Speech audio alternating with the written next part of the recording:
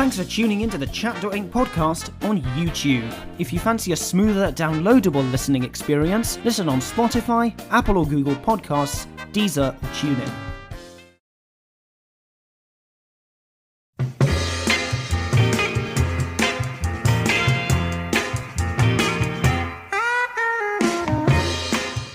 Hey, and welcome to the first episode of the Chat.Inc Podcast with me, Chris, and opposite me is my co-host, Olivia. Olivia, how are you today? I'm great, Chris. How are you? I am great. It's our first episode of our first ever podcast, and we are just really feeling it today. We're really excited.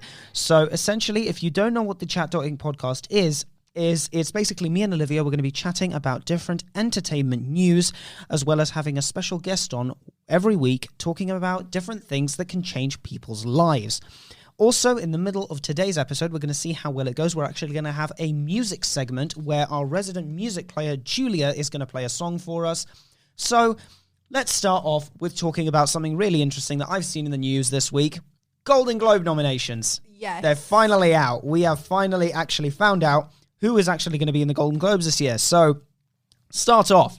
Hamilton. Lin-Manuel Miranda.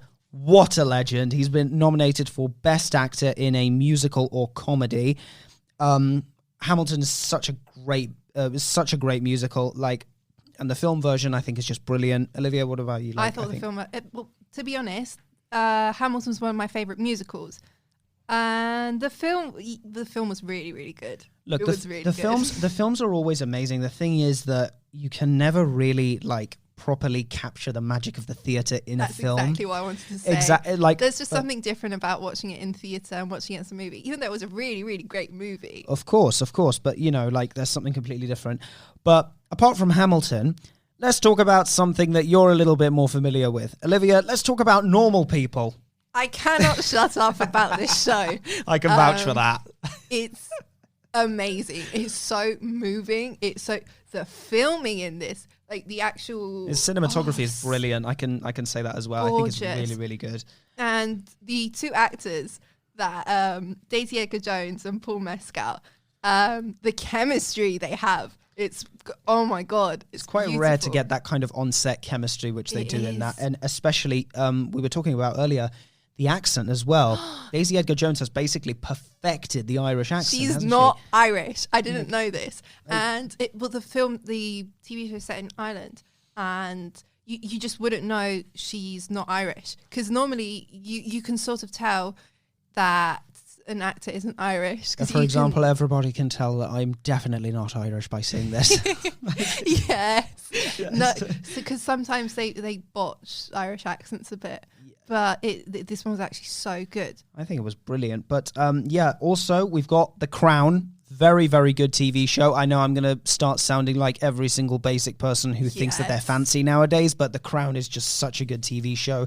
Olivia Colman, Helena Bonham Carter, Tobias Menzies, they've just all been nominated for these Golden Globes, and I just think that they're just so good. Genuinely, they could not present the royal family in a more amazing way. Honestly, I haven't finished the show. It doesn't. I mean, everybody's watched. Everybody's from what I've seen, it's really good. And also, so many people talk about this show.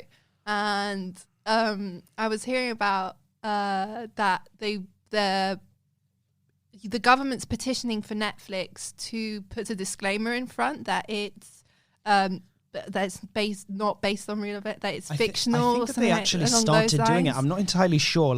Don't quote me on this, but I think they actually started doing it in the new season. Yeah, because they were complaining about the historical accuracy of it, even though, let's be honest. Well, let's not talk about that. Let's not go. That's a whole other conversation. But all right, and we've also got Borat subsequent movie film. Sacha Baron Cohen has been nominated for Best Actor in Comedy or Musical. But finally, and we're probably going to, I don't know if we're going to have to bleep this. We're going to probably have to get out the bleep machine. But are we not allowed to swear? Of course we are. Don't worry. Right. We've got Schitt's Creek. Have you ever heard of a program called Schitt's Creek, Olivia? No, I actually haven't watched it. Schitt's Creek is basically this show that I remember watching the first season with my mum when it first came out. It's so funny.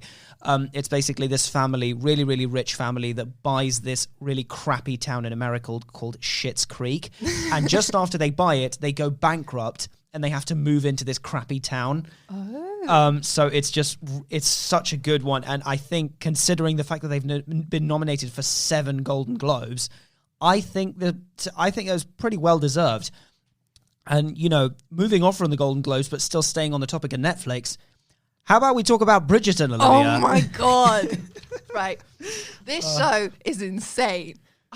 It was a roller coaster. It just went, oh my God. I can't explain it. It's the books, okay? Let's start with the books. I read the books before the TV show came out because I had a bit of a moment where I was reading like historical romances. But it's to be completely honest, there's no actual plot. But is it entertaining? That's yes. the thing, is when you find a TV show where the plots are so inconsistent, but it's just so good that you can't really... It's not just inconsistent, it's just... non-existent. Barely there. There's like no actual reason behind it. There's no proper plot, but it is so entertaining. And the costumes, I know that they got shit for the costumes because they're most definitely not historically accurate. But were they pretty? Yes. I mean, the costume design for that film might not be historically accurate, but damn is it good. But, you know, it's just such a really, really good... Like, I've seen my nan and Julia, our music player who's in the studio with us today, and my mum have all watched Bridgerton and they've all loved it. The only issue that I have with it is on occasion I've been in my room doing work or in the living room trying to schedule an episode of one of these podcasts, and then all I hear is about 10 minutes of fucking in the next room. Yeah. Like, there's so much that it's... What? It's mad. Because I thought it was not going to be as explicit as this. Yeah, let's just say that it's not for anybody under a certain age, because it's... My mum was obsessed with it. The actor Reggae Jean Page, I don't know if I'm pronouncing that right. I'm just completely ruined his name. But... she's upset. My mum is obsessed with this man. She's like, oh, he's beautiful. Oh my goodness. I would not want to be in the same room when that happened. That would make me feel incredibly uncomfortable. Yeah, I was slightly uncomfortable. But I'm not going to argue with her. He is really good. Even though he is slightly overrated, but he is good looking. I mean, I'm a dude. I can also say that he's a good looking guy. Yeah. So, I mean, but look, we're also going to, moving off Bridgerton, we're going to go on to the music segment in just a second, but we also just wanted to say heartfelt condolences to the whole family of Christopher Plummer, he was the actor who played Captain Von Trapp in The Sound of Music. He played Charles Muntz in Up, which is my favorite Disney film of all time. He passed away yesterday at the age of 91. What a legend. And our condolences go out to his whole family, and just know that we are very, very sad to see him go, and he will constantly be remembered as being one of the legends of the 20th century. But now that we basically have covered all of the news, we're going to go on to our music section, where Julia, who is in the studio with us today, is going to be playing a song for us. Julia, you're going to play something from, I think it's the 60s, isn't it? It's 1960s song. 60s. And what we're going to do is we're going to let you guys try and figure out the song while it's playing, and then right at the end, we will tell you what it is. So, Julia, take it away.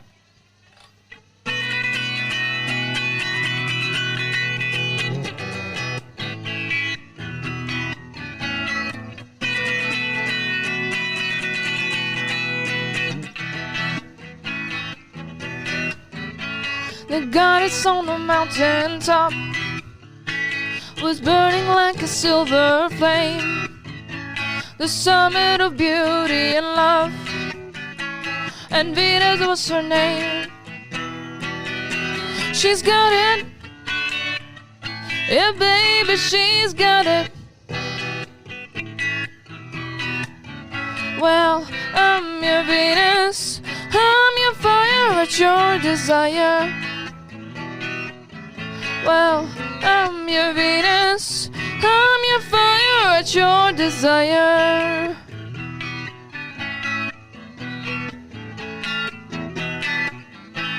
she's got it. Yeah, baby, she's got it.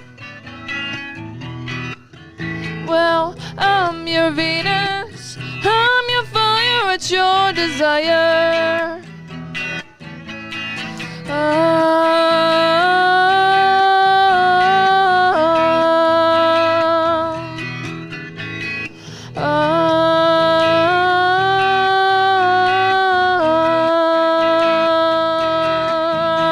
She's got it. Yeah, baby, she's got it. Well, I'm your Venus, I'm your fire at your desire. Well, I'm your Venus, I'm your fire at your desire.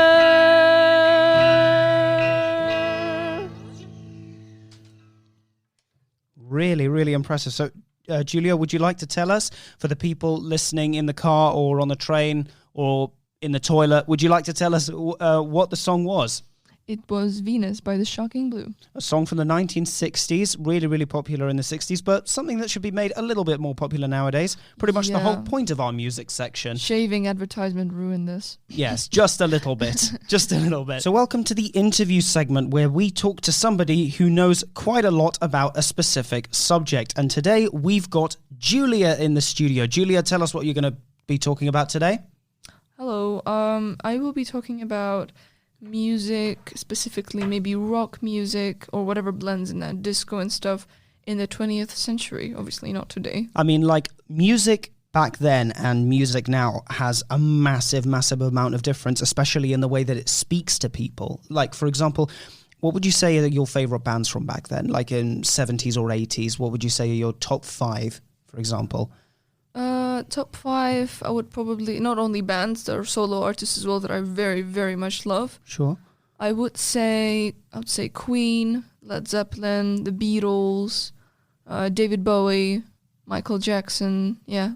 Yeah, those are genuine legends. I mean, genuine legends which will never be forgotten by anyone. But, like, how do you think, for example, like, compared to those artists back then, like, compare them to somebody like, you know, Camila Cabello or Ed Sheeran, something that's like from the 21st century, for example, specifically in, you know, the 2010s, what would you say, like, how does classic music speak more to people? Like, I believe that it just kind of really affects people a lot more.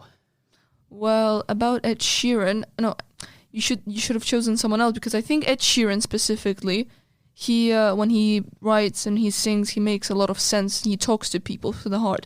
People who don't, for me personally, not to call out anyone or to make a statement of this, but personally, rap music these days or singers like Nicki Minaj or Cardi B, they don't really make sense to me. Yeah, I've never really been interested in stuff like that. Either, like, you know, to compare with old music, for example, Led Zeppelin's "Stairway to Heaven," which is so popular. It's There's a legendary no way song. It's a legendary song that not many people know. Yeah. That not many people know, like, the meaning behind it, which I'm not sure I remember it, but I'm sure there's like huge meaning behind this. But yeah. I mean, songs back then carry a lot more meaning rather than nowadays when people are kind of just rapping about, you know, drugs or whatever. Yeah, exactly. And those songs specifically influenced young people, personally, that I know, or in general, that end up becoming something not very, I don't know. They get influenced by all these words and songs about drugs and all these things. They think it's the best thing ever, and they think, oh yeah, we're going to change our attitude because this person seems to be enjoying themselves on it, and then they end up, you know...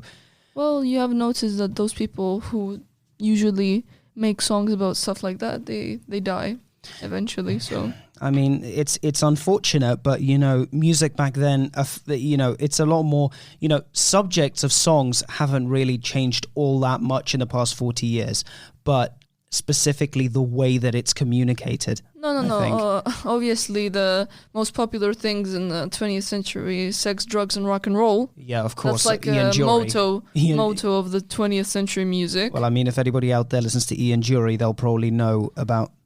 If anybody out there listens to Ian Dury, for example, they'll know that saying for sure, because that was that was pretty much his thing. It was his thing. It was his motto basically for the whole of the 20th century. It was brilliant. Yeah, there was trust me, there was no star or pop or famous person that didn't do drugs in the 20th century.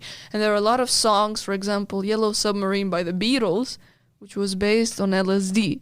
But at least they don't talk about it in the song. They don't have to continuously make it so clear that, oh yeah, this song was 100% influenced by that, because a lot of the time, for example, there are songs in the 20th century, for example, stuff like Michael Jackson, Billie Jean, for example. Billie Jean was made up in a limousine. He wrote it in a very, very short amount of time, and it's become his most popular song. You can just see that less is more sometimes. Despite all those things that they say about Michael Jackson, I think Michael Jackson really tried to raise awareness that has not been embraced since he died, unfortunately. And people are still not embracing, but they're embracing modern music, that gives completely wrong, how do I put this? Completely wrong ideas to young people. I mean, the thing with Michael Jackson is the fact that, love him or hate him as a person, his music is of unforgettable. His music videos, perfectly, the dances, everything, they make sense, everything is synchronized, it's beautiful. There is nice tension, sometimes there's sexual tension, and it all makes sense. Well, in music clips nowadays, it's all just, backup dancers doing half of the dance, and there isn't really, if you want to see sexual tension, there's nothing, it's all fake. For me, I know that there's maybe a couple of people watching who agree with me on this. I always know that it's a proper, really good music video if it's square, not like one of those high def ones. You always know it's a good music video if it's one of the square ones. I think they have them, Chris, because they're old. Really? Yeah. Really? I hadn't noticed. Oh my God. But yeah, essentially, that's about all we've got time for the guest segment. Thanks, Julia, for talking to us about the different meanings of music. I really, really think that the viewers are going to appreciate stuff like that. So thanks very much. And from me and Olivia, thanks very much for watching this episode of the Chat.Inc Podcast, and we'll see you in the next one.